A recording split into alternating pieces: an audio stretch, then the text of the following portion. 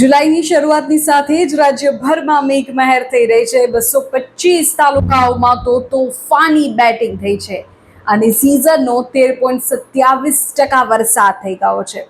વિગતવાર માહિતી આપને આપું છું। જૂન મહિનામાં જે મેઘરાજાએ ગુજરાતને ચિંતામાં મૂક્યા, એ જ મેઘરાજાએ જુલાઈની શરૂઆત થતાં જ ધમાકેદાર ઇનિંગ રમીને આખા ગુજરાતને પાણી પાણી કરી દીધું છે। રાજ્યના 33 જિલ્લાના 225 તાલુકામાં અત્યાર સુધીમાં નોંધપાત્ર વરસાદ થયો છે। જૂન મહિનાના અંત સુધીમાં સિઝનનો વરસાદ 3% પણ પૂરો નહોતો થયો, તે અત્યારે 13.27% પર પહોંચી ગયો છે। રાજ્યમાં સરેરાશ 4.5 ઇંચ જેટલો વરસાદ વરસી ચૂક્યો છે।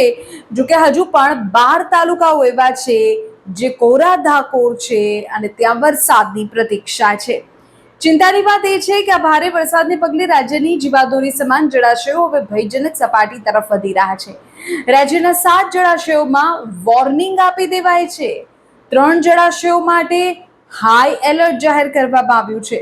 કયા ડેમમાં અત્યારે પાણીની શું સ્થિતિ છે તેના આંકડા અમારી પાસે છે, વિગતો આપને આપું છું। સુરેન્દ્રનગરનો ધોળી ધજા ડેમ 92.84% ભરાઈ ગયો છે। આસપાસના ગામોને એલર્ટ કરવા પડ્યા છે।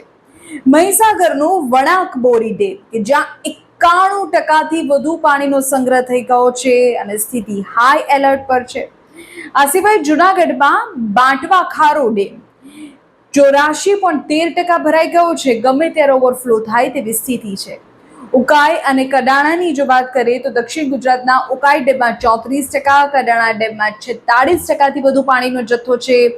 કડાણામાં 320 ક્યુસેકની આવક સામે 2000 ક્યુસેક પાણી છોડાઈ રહ્યું છે। હવે વાત કરીએ ગુજરાતની અસલી જીવાદોરી નર્મદા ડેમ એટલે કે સરદાર સરોવર ડેમની। ઉપરવાસમાં મધ્યપ્રદેશમાં પડેલા ભારે વરસાદને કારણે નર્મદા ડેમમાં પાણીની પ્રચંડ આવક થઈ છે। ડેમમાં અત્યારે 33,000 ક્યુસેક પાણીની આવક ચાલુ છે। સામે કેનાલમાં 10,000 ક્યુસેક પાણી છોડવામાં આવી રહ્યું છે। છેલ્લા 24 કલાકમાં જ ડેમની જળ સપાટી 10 સેન્ટીમીટર વધી છે અને અત્યારે 126.27 મીટર પર પહોંચી ગયા છે। નર્મદા ડેમની મહત્તમ ક્ષમતા 138.68 મીટરની છે, એટલે કે તેની સામે અત્યારે 65% સરદાર સરોવર ડેમ ભરાઈ ચૂક્યો છે, જે ગુજરાતના ખેડૂતો અને પીવાના પાણી માટે ખૂબ મહત્વપૂર્ણ છે।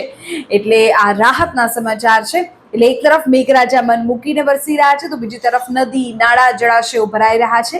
ક્યાંક હાઈ એલર્ટની સ્થિતિ છે, ત્યાં પરિસ્થિતિ પર વહીવટી તંત્ર નજર રાખી રહ્યું છે।